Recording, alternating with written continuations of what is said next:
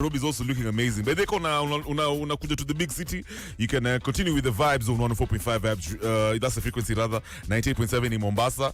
And then unaweza to get in Nyeri 98.8. Also unaenda Meru 107.1 and Eldoret. Keep up with the vibes of 107.5. Better yet, unaweza stream live on www.vibesradio.co.ke. Oh yes. And my handle is at Kev Matara. At DJ 10 Kenya. And I'm very happy because right about now we're about to get into an amazing conversation. Leo unajua ni a day in the life. Yes. In my life. Mjadala leo ni different. Tunataka kusikia tu yani stories about Kenyans out here doing amazing things. Na hizi ma story by this zinaweza kuinspire. Yes. Yes. So if you have any questions by the tukishamalizana na hii interview, do feel free to hit us up on the hashtag morning vibes. Right now, wale wachani watu wetu wajiintroduce iko nini. Yes. By the 10. Ulisoma ngapi high school? Nilisoma wapi? Yeah, shule yenyewe yani. Oh, Kinangop, shule inaitwa Magumu Boys. Nice. Na una sound nika ulikuwa msharp huko hivyo eh. Maisha ilikuwa ngumu. Ilikuwa hard. Venye tu shule inaitwa. But you know what, bro? Yes. Unachikivilo, you're proud of your school. Yes. You're proud over the fact that you went to a good school. Yes. There are many Kenyans huku hivi nje yani, especially kwa ghetto. Yes. Wenye waliperform fit ndio high school. Ama hata niseme primo. Yes. But they didn't get a chance to go to their preferred schools. The school of choice. The desired school. Unachiki. For one reason or the other, maybe inaweza kuwa wazee wako wanaweza afford. Some of them maybe hawaku nini ile cut off points. Yes. Some of them yani, you know, just because of lack of money inabidi sasa aende afanye kazi. You know, kwanza hiyo time ya COVID nilikuwa nasikia watu wengi walikuwa hata shule kwenda kufanya job man. Ni ukweli. And actually hata ile story nilikuwa nakwambia about that young gentleman mwenye aliscore an A- in K.C.S.E. happened along your time ya COVID, akakosa funds, so kidogo imebidi afanye casual labor. Unajua nilikuwa nachokipia serikali ilikuwa nasema tunafaa kuwa na 100% transition to school to high school. Yes. Na hata pia haiwezi kuwa 100% to university, but kama una deserve, kama umeget hizo points, surely you should be going to uni. But also feel it should be 100% transition to some institution. TVET ziko, even if we didn't get grades to get to Campo University, piga course yako safi pale kwa TVET. Because education is the key. Yes. Na tumesema leo topic ya leo ni education without limits. I'm going to let our guests introduce themselves. Alafu nicheze one song. Yes. Nicheze one song so we can come back and dive right into this conversation. Juni inspiring sana. Tumesema leo of course kwa mjadala ni it's all about a day in my life, and we're talking about education without limits. So the point here is there's a girl aliperform fiti sana. But the reason is alipata hiyo opportunity. Yes. Yeah, na ka perform fiti. Yes. And other people also deserve that opportunity so that they can perform very well. Yes. Especially wenye hawezekani yani children in the ghetto. Okay, so I'll start to my left. You can introduce yourself, lady. Bado unajua kuongea Kiswahili? Of course. Yeah, sisi ni station ya ground man. Sisi ni Monday. Yeah. Introduce yourself. Mimi naitwa Sheba Chacha. I'm from Kibera. Nimesoma St. Bridget's kwa Kitale. Kwa Kitale. Kiminini. Nice. Kitale ni far manze. Sana. Karibu sana. Asante. And then on my right. Hi guys. My name is Lucy Wambua. I envision a world where kila mtu ana live to their full potential. I am an educator. I'm also into project management and planning. It's been a journey seeing people grow from one point to the other, and the difference impact the education can make. Education is the only vaccine enye tunaweza kuwa nayo kwa zile shida mob ziko kwa hii world. Kweli. So I know you work for an amazing organization. Inafanya kazi fiti sana. Unaiona ma you work with them? I'm actually a project officer. Oh, you're a project officer hapo hivyo, Yes. yeah? So to come back, I just want you to first of all tell people what the organization in itself does. Alafu nataka kujua any story ya Sheba. How you got this opportunity, na vile imekujenga yani to a point where uliperform fiti. Congratulations. Ulipata ngapi tena? A-. Mimi nakwambia buda ningepata A-. Sasa ningekuwa state huko Harvard. I mean that ningekuwa naendesha ndege fulani. Good job guys. This is Burn It Up, R. Kelly and Wonder, Wise and Wonder. 20 cars.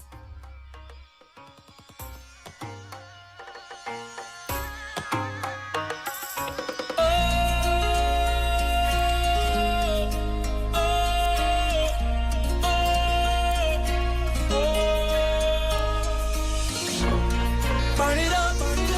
Girl, make it hot like the roof is on fire. Burn it up.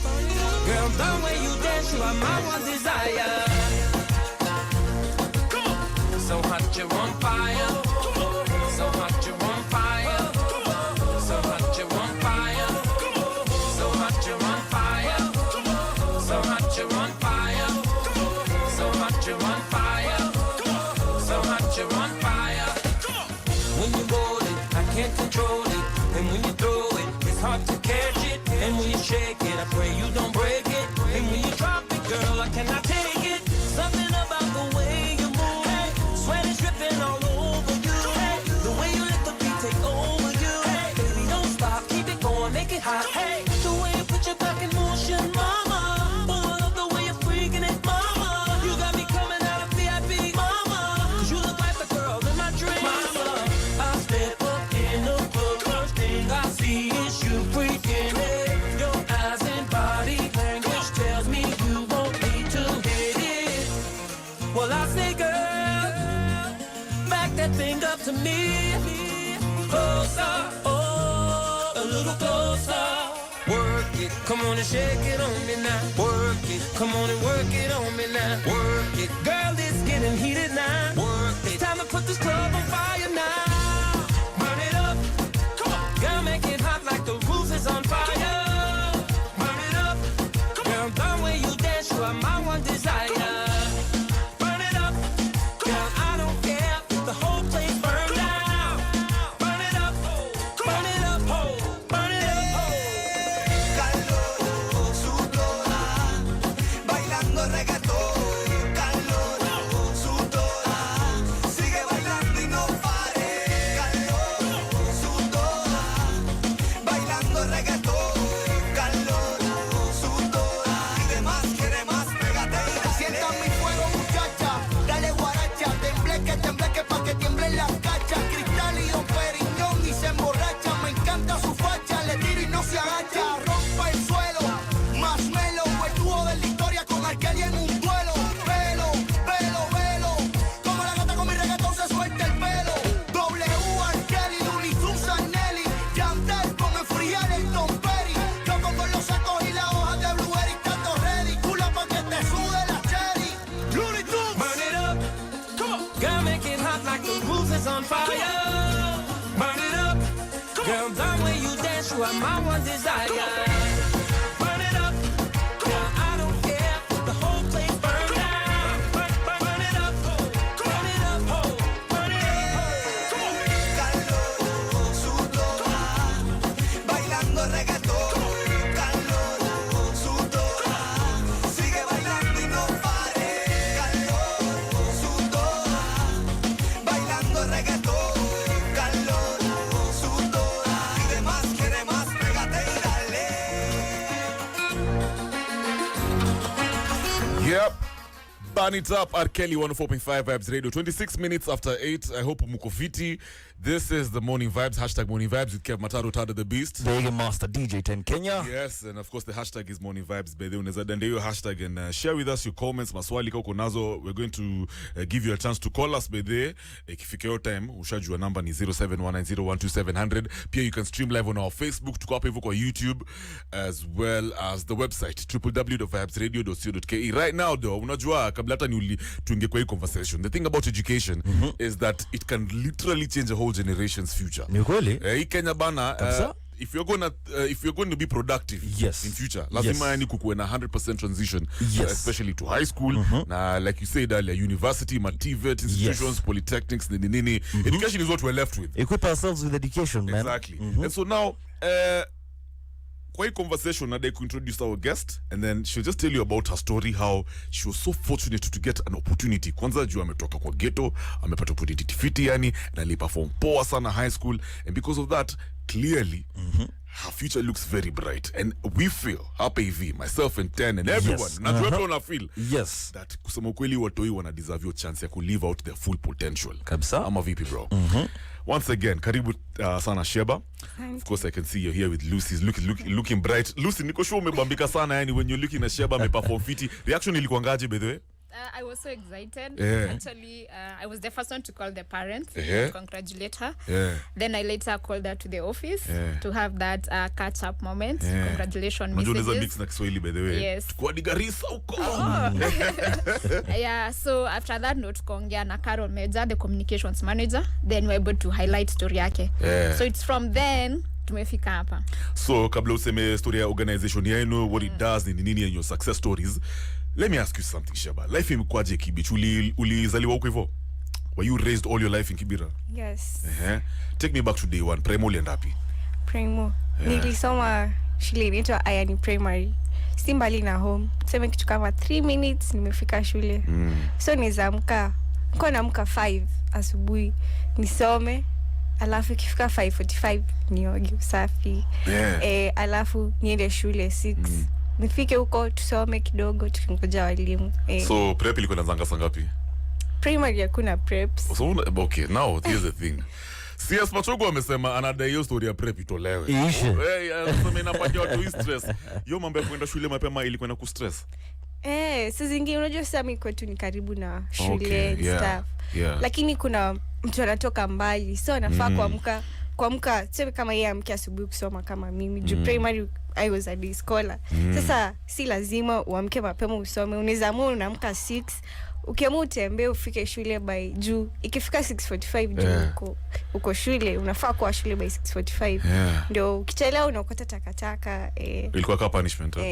Sasa ndio inafanya usichelewe. So watu kama hao wanatembea. Lakini sasa mimi nilikuwa naamka mapema nisome primary hiyo. Alafu sasa hiyo asubuhi ikifika 6 nitoke niende shule.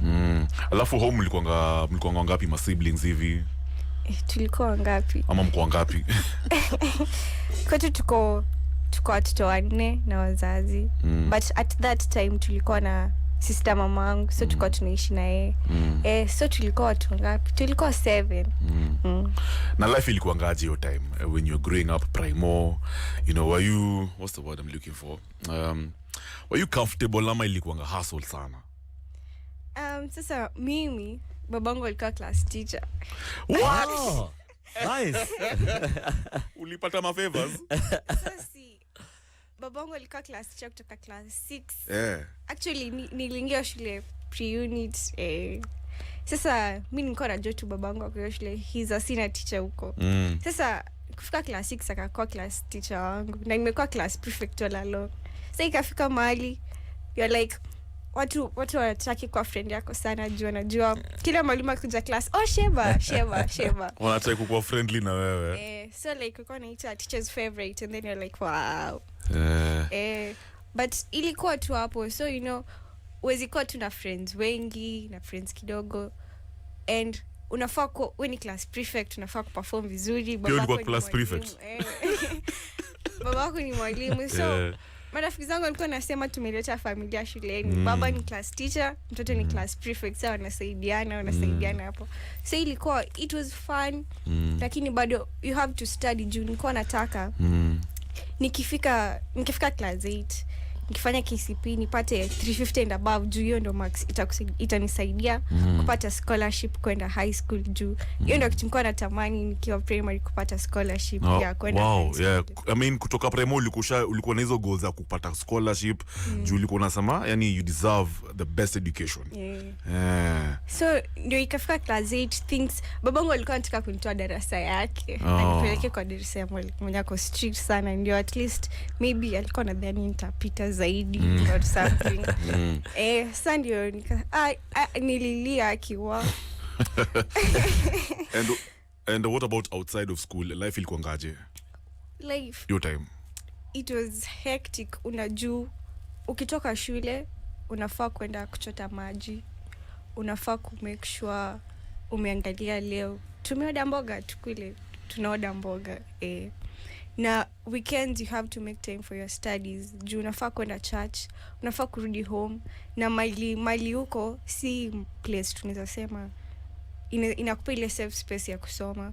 So you have to like ukitaka kusoma unafaa kutafuta time yenye haina kelele. Usiku kuna disco, kuna walevi and stuff. Alafu sasa ile asubuhi ikifika kitu kama 6, you know, saa tunaishi karibu na barabara. So magari ndio hizo unasikia pikipiki. So you have to look for your time yenyewe. At least ukiamka unaweza sikia tu tulia kidogo, usome. Ndio hiyo kelele ikianza, unajua niko na content. So I'm sure ulikuwa worried about your performance ikifika hiyo time ya K.C.S.E. Yeah, juu kuna unasema, you know, una zile vitabu zenye watu wanasema nililetewa hii, uko na tu zile basic ones zinakusaidia kuboost performance yako kidogo hiyo. So nikiwa na hizo vitabu, I'm like, hata kama sina hizo zingine, the supplementary ones, nizatumia hizi kidogo ndio at least ini boost, nishindane na mtu mwenye ako kwa shule private or something. Na obviously pia juu kulikuwa na kelele around, so studies ilikuwa tricky kiasi sana. Yeah. Uliperformaje K.C.S.E? K.C.S.E niilipata 381. Nice. Good job. Congrats. Good job. Nice. That's nice. Ulini beat manze. Mimi hata sidhani nafaa kuongea. But that's the thing about life. Yes. It just shows you can actually do amazing things regardless of your environment. Yes. Okay, fast forward. Form 1 ulienda wapi sasa? Umesema hiyo shule ilikuwa inaitwa St. Bridget's. Talk to me about experience yako form 1. Sasa umefika hapo, you're a new student. Actually even a new environment. Kutoka sasa Nairobi all the way to Western huko. How was it? New friends. Acha kwanza niwaambie, tukienda shule tulienda na my mom, tukapotea, hatujui huko. Ala. Tukapotea. So mimi nimefika shule, tumefika kwa gate, it was a beautiful gate. I'm like, wow, boarding here. Ndio ilikuwa the first time you're boarding? Yeah. Okay. Sasa nimefika huko, tulikuwa na home clothes. Yeah. Sasa nimefika huko, tumengangana na books mzito, kila kitu. Nimefika hapo, I was actually excited kufika high school. Just zangu walikuwa wananipigia story high school, shule yao. I'm like, wow, hata mimi nikirudi half time niko na story. So nikafika shule inakaa vizuri. Yani form 1 nilikuwa tu kama mtu nimepelekwa stage sana, view kila mahali. So let me just cut you short. It is that before vile ulimaliza class 8 K.C.S.E, that is where sasa your organization kina Lucy ndo walipatana na your family, right? So Lucy, maybe you can jump in there. How did the link happen? Mulipatanaje na kina Sheba? Awesome. So we are geared towards promoting education in informal settlements. So Kibera is one of the informal settlements. As organization tumekuwa hapo for 21 years. So when Sheba was coming in, ilikuwa ni kurecruit watoi wenye wameperform poa. Cut point ni 350 marks and above. Then lazima ukomeshwa hiyo mtaa. At the moment to expand to 8 counties informal settlements peke yake. So we work in 25 informal settlements. But by the time Chacha na join ilikuwa tu Kibera peke yake. So kulikuwa na hiyo criteria. At least anaishi hapo. Hiyo imemkitisha. So nyinyi mlikuwa mna reach out ama hao ndo waliwapata maybe somewhere advert an ad hivi ama how did it work? After results zimekuwa announced, usually the application forms they come and pick kutoka kwa ofisi. So akisha pick wanaenda wanajaza wanarudisha. Okay. Then kuna committee ya sasa shortlist. Kuna nyata kwa amefikisha hiyo 350 marks and above, kuna nyata kwa chini. So kuna hiyo sorting and sieving. So after sorting and sieving wanaitwa interview. Inakuwa very vigorous. I'm sure. Wanaitwa interview. So venye mtu anaji express, kuna leadership qualities, kuna need, kuna excellence. Ni nini mzazi anadu. But also mtu anajitolea pia kufanya extra work, that is community service. Ni nini amekuwa akifanya shule. So kuna hizo other qualities apart from the marks. So apart from all these criteria nini, let's go back to day 1 of the organization. Hili kwa idea ya nani yani? Why did it inspire you guys to reach out mwende kwa informal settlements and decide to give bright Kenyan students a chance to live out their full potential kwa mambo ya education? Actually when the organization started ilianza na clinic. The founders who is Tabitha. Asha pass at the moment. In Kenya? Yeah, in Kenya. Alikuwa na run ka clinic. Then there was this guy from UNC, North Carolina. Amekam Kenya, anapiga tu raundi Kibera, akapata na mama. Wakaanza collab, wakabonga nini. The guy akakuwa attached na ile kitu mama anafanya ya health. Dunika nyumba kake ka single room, but anafanya programs za health ku reach out to the mothers in the community. So when the guy went back to States, ka fundraise akatumia mama wakaanza program. So actual organization ilianza as a health center. Promote health programs kwa kijiji. Then kidogo what else can we do? Yes, tumesupport tu mama. Mtu yame get health services. Ameenda shule. What else can we do? Then another element ya sports ikakabin pia. So tukakuwa na juu CFK inamaanisha Carolina for Kibera. Okay. So it was a sports game for girls, Carolina. Yes. So but now kuna hiyo connection ya Carolina in North Carolina and then Okay. yes. So pia tukajulikana sana na sports. Yeah. We had a girls sport program. So au madem amekuja kwa sports program. After sports program alafu si wengi walikuwa na transit to high school. So now the program came in that now we can have that program to transit girls to high school. And I'm sure mko na success stories mob sana, yeah? Of course. For 21 years. Wow, you've been here for 21 years. Yes. Niambie one success story that stood out apart from, of course, Sheba's story. There is one who is very good in sporting activities. Amekuwa akicheza long tennis. So since high school, so this means that at support to academics. Yes. To ensure that watu wamedu kwa curricular activities. So this guy excel so much in kwa curricular activities. Amekuwa akicheza table tennis. Maka amekuwa the top ranking. So iza kwa USAU still bado anacheza table tennis. Nice. So Sheba, nade kukuliza, I'll play one song. And then I have a question for you. I want to know where you see yourself. Now maybe mshaorganize. Was it just about high school ama pia mnamsupport pia mambo ya higher learning ukivo my universities nini? And I just want to know, where do you see yourself? Where do you see yourself studying? Where do you see yourself working? How do you see your future? Unaona siku moja bado mnaishi Kibera by there? Good job. Sasa 8:39 right about now. I've got some Gramps Morgan, people like you. Positive vibrations on the morning vibes. People like you. And you know what, Lucy? Maze, Kenya needs people like you.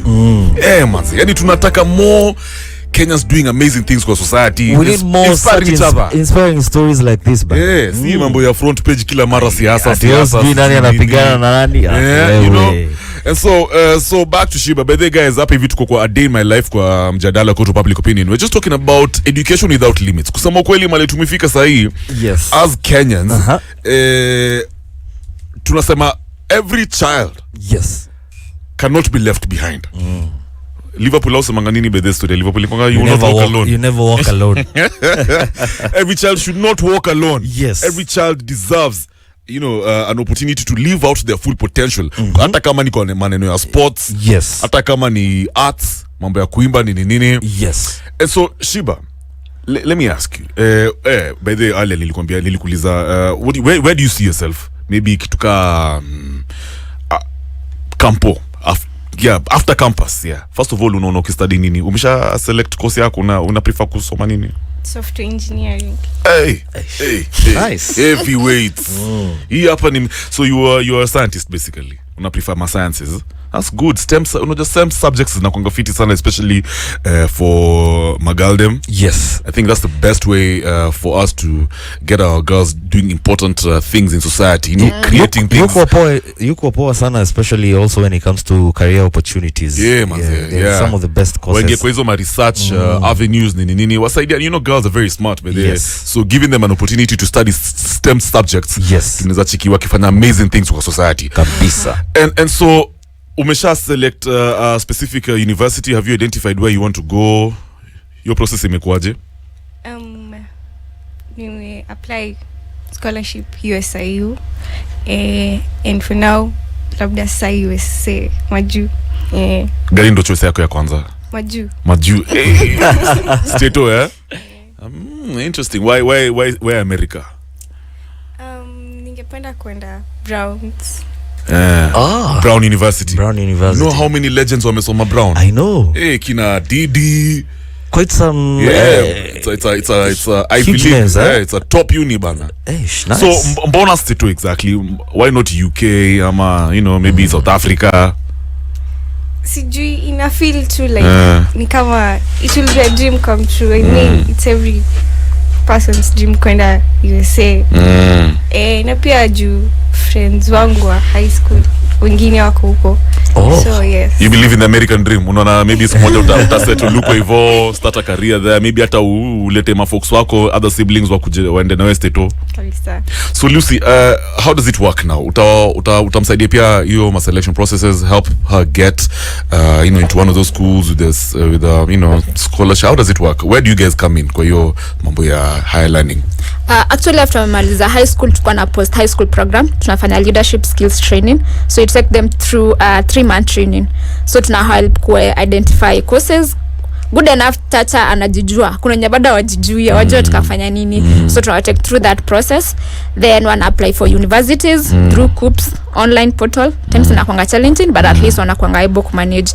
For those who perform so well, we have connections, wana apply for scholarships, wanaweza kwenda for higher education.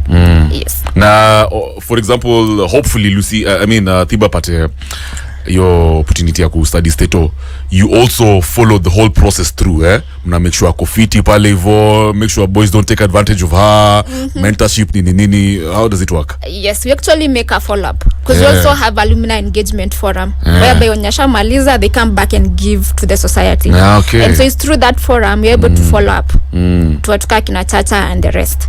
So connection ya ishi z because hata kama kuna opportunities job au ndo bado tunawapatia. For sure. Yes, okay. Priority ni yao. Na najua pia ulishi ghetto mazee. Yeah, I actually introduced myself as a ghetto girl and some guys are like, no, I was a ghetto girl. But it's because you beat the odds. Mimi nimegrow ya Mathare. Kitambo ilikuwa City Cotton when I grew up. Enye mkate ilikuwa ngani sijui 10 bob. Mapeni zilikuwa zinatumika. Nakumbuka hizo days, the good old days. Yes. And ulikuwa exposed to so much. I used to walk like 3 kilometers to school because kuna naishi pale karibu na Moi Forces na ninasoma karibu 3 like 2. Nasoma na huku Senti. Hey. I have to walk in the morning. Basi ni zile refu, ukiingilia mlango ya mbele unashukia ya nyuma. Utaki kulipa ka student come to it. But now uko exposed to rape, exposed to poor conditions, water, living conditions pia si poor. But I bet the whole. So wakati Chacha me graduate, I was more proud of her. Because ni identify na yeye. Kubit, kuget good marks, KCP. Oh, you perform poor? Yes. Nice. Nika join high school, that was Masinga girls.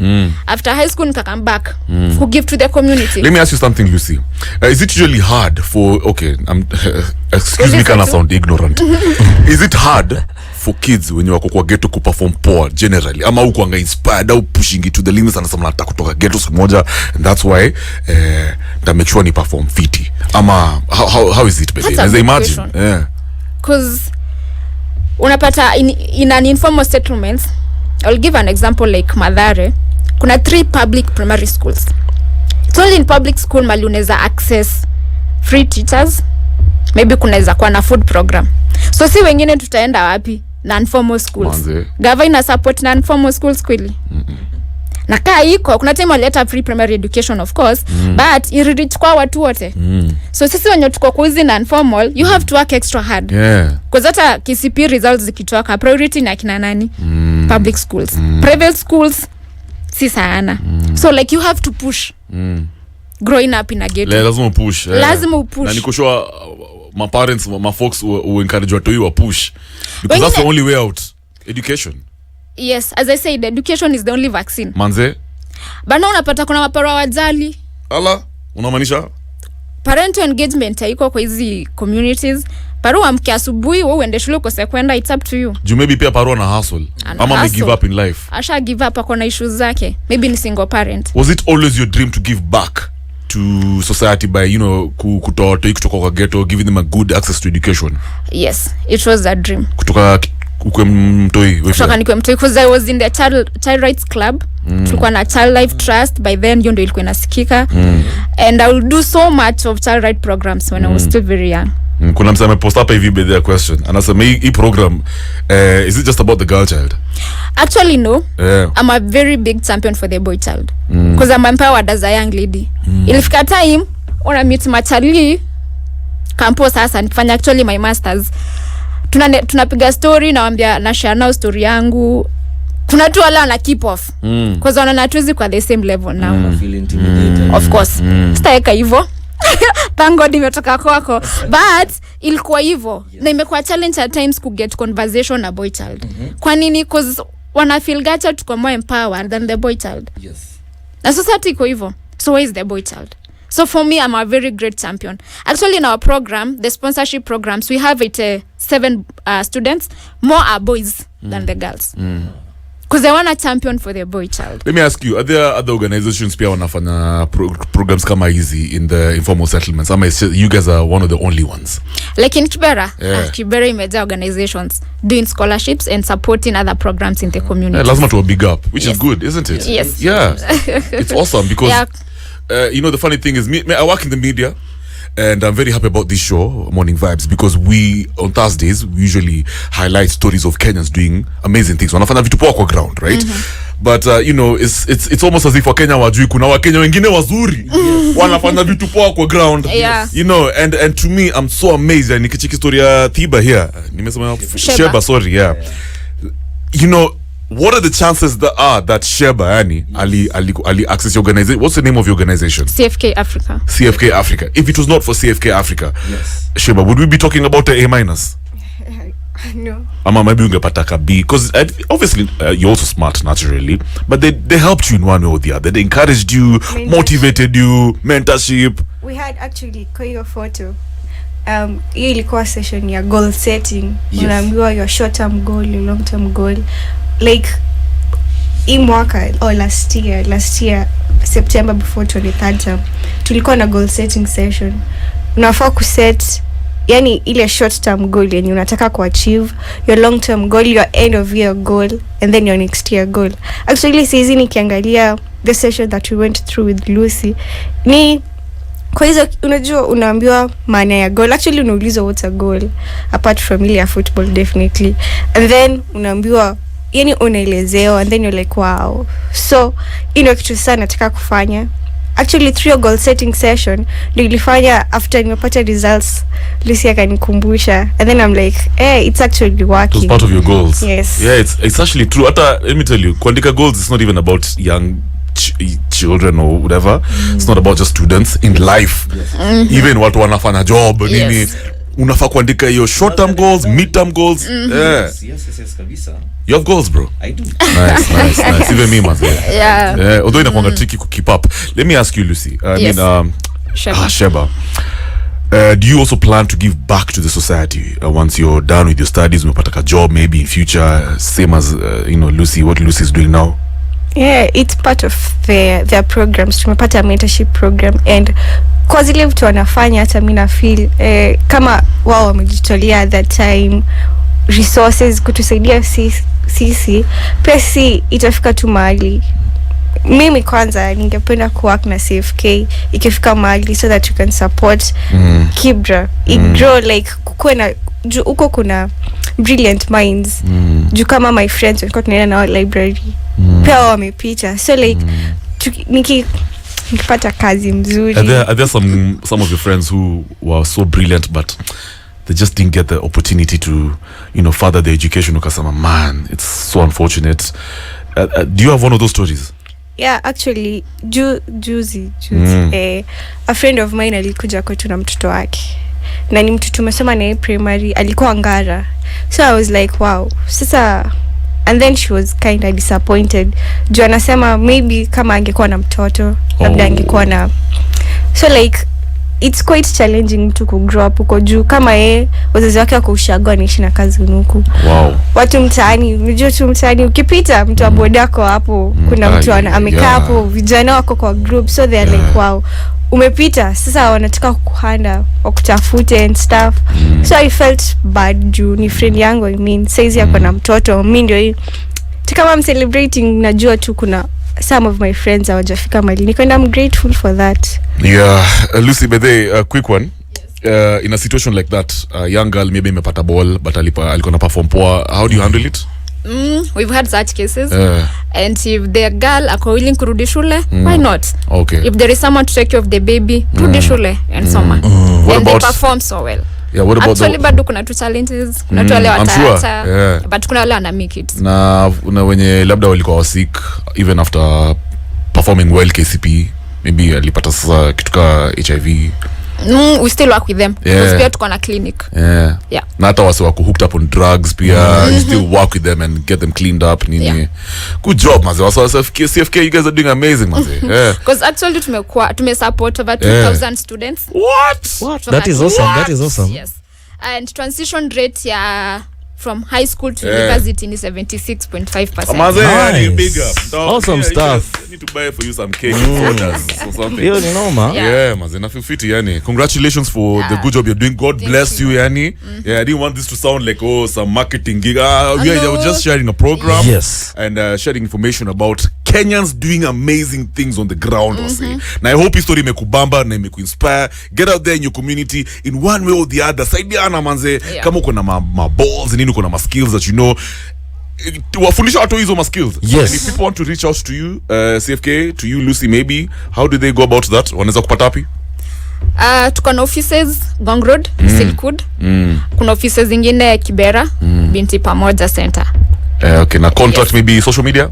Social media, yes. CFK Africa, Instagram, Twitter. At CFK Africa. Yes. Exactly. Yes. Yeah. So MVPs, if you have a sibling, small bro, small sis, maybe unataka pia apate opportunity ya kwenda shule, arudi shule afanye aliperform poa class 8, anadai kuingia high school, reach out to at CFK Africa and share your story with them. I'm sure they'll help you. Yeah, sure. Good job. Asante sana. Thank you so much. Sheba Chacha, bazo uko na jina unique. Very unique. Ina sound fiti sana. All right now, Ghetto Girl, Richie Spice. It's 8:57. Man, this is a big one. This one is going out to Sheba. Ghetto girl. Twende kazi. Good morning.